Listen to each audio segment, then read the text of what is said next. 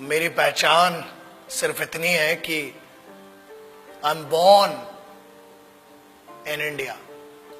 भारत मेरी पहचान है, भारत मेरा सम्मान है, भारत मेरा अभिमान है। आप मुझसे सब कुछ छीन सकते हो, मेरा तन, मेरा लहू, हर कुछ, मुझसे मेरी पहचान भारतीय होने की नहीं छीन सकते। और वही मेरी आइडेंटिटी है। मैं भारतीय हूं, इस पर बहुत गर्व है और इससे ऊपर कोई गर्व मुझे चाहिए भी नहीं। मैं भारत मां का बेटा हूं पहले, उसके बाद एक मां ने मुझे जन्म दिया है इस भारत स्थल, भारत भूमि पर। उसी के लिए कुछ लिखा था ये कि काश मेरी जिंदगी में सरहद की कोई शाम आए, जब कुछ हो तो बॉर्डर पर हो। काश मेरी जिंदगी में सरहद की कोई शाम आए, काश मेरी जिंदगी मेरे वतन के काम आए। न खौफ है मौत का और न आरजू है जन्नत की, मगर जब कभी जिक्र हो शहीदों का, काश मेरा भी नाम आए, काश मेरा भी नाम आए। This is what I would love to introduce myself like that. अगर कोई पूछे कि कौन था वो, जब कोई पूछे मेरे बारे में, तो मेरी ये पहचान लिख देना, उठाना मेरा कमांडो डैगर और छाती पे हिंदुस्तान लिख देना। कोई पूछे पागल था वो कौन, तो भगत सिंह और क्रांतिकारियों का चेला और इंकलाब का गुलाम लिख देना। और बचा हो जो जिस्म में लहू मेरे, निकालना उसे, फेंकना जमीन पे और मां तुझे सलाम लिख देना। यही परिचय था, है और रहेगा।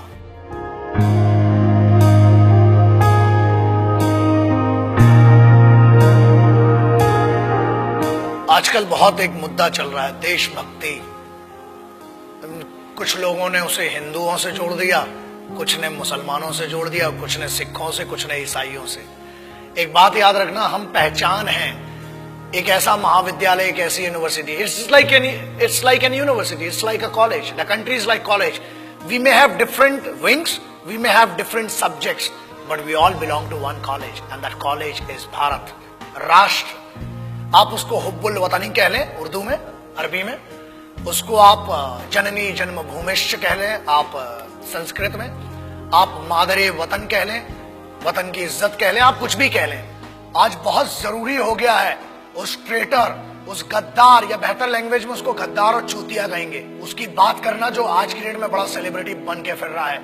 Let's talk about that person जिसने हर फौजी और हर इस भारत मां के बेटे को हर्ट किया है। आज उसके बारे में बात करना बहुत जरूरी हो चुका है। न हिंदुओं से न मुसलमानों से इस मुल्क को तकलीफ है गद्दार और बेईमानों से, जिन्हें हम हार समझ बैठे थे गला अपना सजाने को, वही अब नाग बन बैठे हम ही को काट खाने को। पिछले 2-3 महीने it has been disturbing me a lot. I being an Indian, I being a soldier,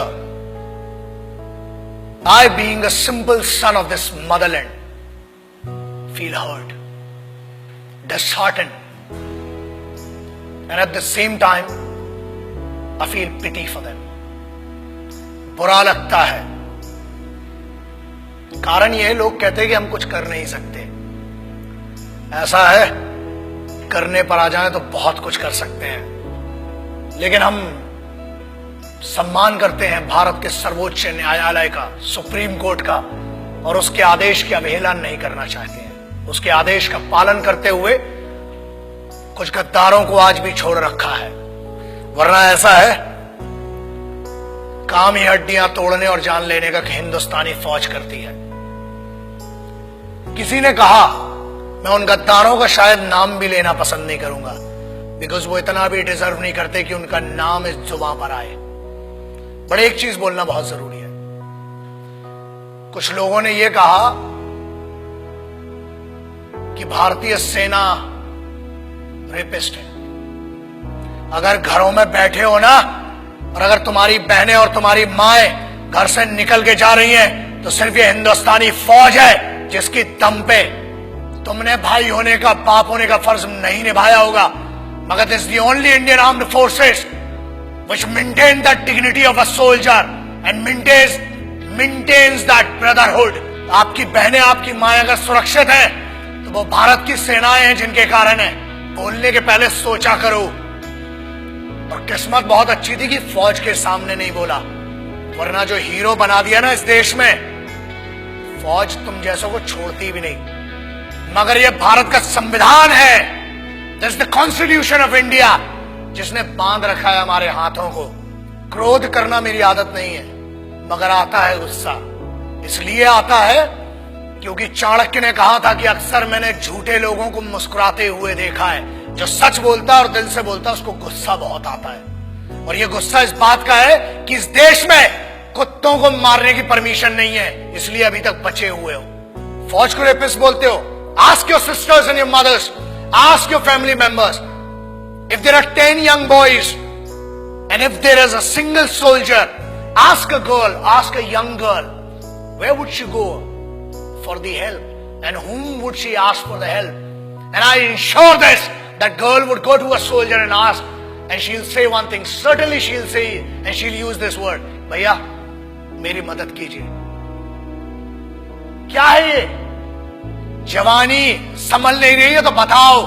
23 साल में शहीद आजम भगत सिंह, राम प्रसाद बिस्मिल, अशफाक उल्लाह खान, चंद्रशेखर आजाद बड़ा बड़ा काम करके चले गए। बहुत गर्मी है, अरे सेना ज्वाइन करो, भारत की फौज, आओ दुश्मनों से लड़ो ना। घर के अंदर क्यों दुश्मनी का माहौल बनाते हो?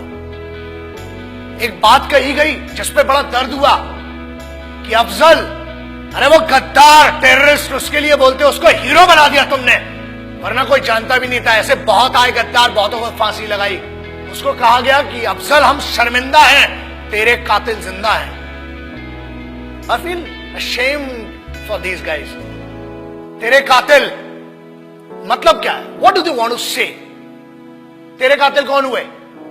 भारत का संविधान, सर्वोच्च न्यायालय ने उसको फांसी सुनाई है। हर हक दिया इस बात का कि पहले आपकी पिटीशन दायर हो, आपके ऊपर पूरा मुकदमा चलाया गया।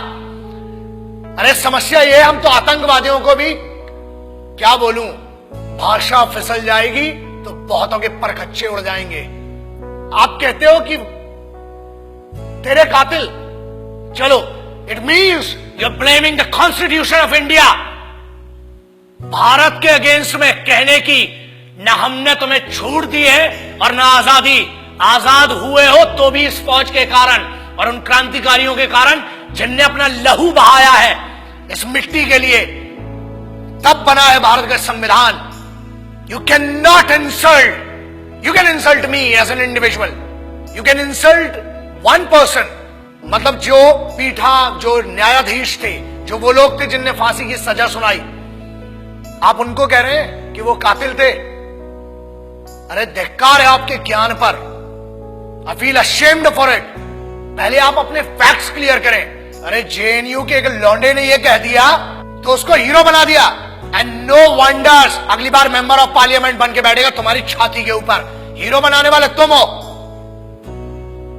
मुझे किसी से पर्सनल कोई प्रॉब्लम नहीं है, इनकी औकात भी नहीं है मुझसे पर्सनल प्रॉब्लम रखने की। लेकिन एक बात याद रखना, किसी एक बेवकूफ ने यह कह दिया कि भगत सिंह जैसा है। अबे शर्म करो and clear your facts before you compare that guy with revolutionaries. कौन थे वो? किसकी बात कर रहे हो? उस इंसान की who can not deliver two right sentences in one particular language. आप उसकी कंपैरिजन कर रहे हो जो भारत के संविधान को गद्दार कह रहा है। आप उनकी बात शहीद आजम, भगत सिंह, सुखदेव, राजगुरु ऐसे लोगों से कर रहे हो। कौन थे वो? पता है तुम्हें? तुम एक क्लास के एक छोटे से सब्जेक्ट को पढ़ के ज्ञानी बताते हो और तुम ये कहते हो कि क्रांति लाओगे। क्रांति होती क्या है? क्रांति सबसे पहले शुरू होती है राष्ट्र से। भारत मां या मिट्टी, I don't want to name this nation Bharat माता और anything, but I want to say something. ये मेरी तो मां है और मेरे जैसे कई पागलों की मां है। याद रखना, बहुत छूट मिल गई है, अपनी आजादी का गलत उपयोग मत करो, वरना अगर छूट देना आता है तो लगाम लगाना भी आता है। बोलने की आजादी है, ठीक है, हमने आजादी दी है, बट वो आजादी किसने दी है? The freedom has been given to you by the constitution of this country. The Honorable Supreme Court has some guidelines. The Honorable Constitution of this country has some guideline. And we must respect that. आज आप एक बंदे को जिसको जमानत पर छोड़ा गया है उसको हीरो बना दिया। मेरा उस बच्चे से और मेरा उस लड़के से कोई पर्सनल प्रॉब्लम नहीं है, मगर याद रखना इस देश का हर दुश्मन मेरा दुश्मन है। इस भारत माता, इस मिट्टी के ऊपर कोई भी बात करेगा, that guy, that person has to face me and the soldiers of this country. आप कैसे भारतीय सेना को रेपिस्ट कह सकते हो? शर्म करो सेंटेंस के ऊपर। अगर आज भी बच्चियां सुरक्षित हैं, if the Indian youth, if everybody, whoever is doing whatever they want to do, if this freedom has been given to them, it is just because of one thing. That Indian Army, Navy and Air Force, the Indian Armed Forces are fighting for you day and night. जब तुम सोने जाते हो तब उनकी duty का वक्त शुरू होता है। शर्म खाओ इस बात के लिए। और याद रखना, भारत को तोड़ने की कोशिश मत करो। ना हिंदुओं से न मुसलमानों से इस मुल्क को तकलीफ थी, है कुछ गद्दारों से और कुछ बेईमानों से। And I'm telling you on behalf of every Indian, यार आप क्या बात करते हो? मैं इस देश के यूथ का सबसे बड़ा फैन हूं और मैं कहता हूं, मैं इनका फैन हूं, भारतीय युवाओं का। The Indian youth, I am your biggest fan. और याद रखना, अपनी आजादी का गलत उपयोग मत करो, क्योंकि आप जिस ट्रैक पर ले जा रहे हो, तुम इसलिए बचे हो आज तक क्योंकि भारत के संविधान ने आज भी जानवरों और कुत्तों को मारने की आजादी नहीं दी है। अगर होती तो कब के निकल चुके होते। और आज भी इंतजार कर रहे हैं कि तेरा निर्णय सर्वोच्च न्यायालय करेगी, और अगर नहीं किया, keep my words and take my words. ये चेहरा याद रखना, हम बोलते कम है, घसीटते और मारते ज्यादा है। जय हिंद, वंदे मातरम, इनकलाब जिंदाबाद, भारत माता की जय। याद रखना।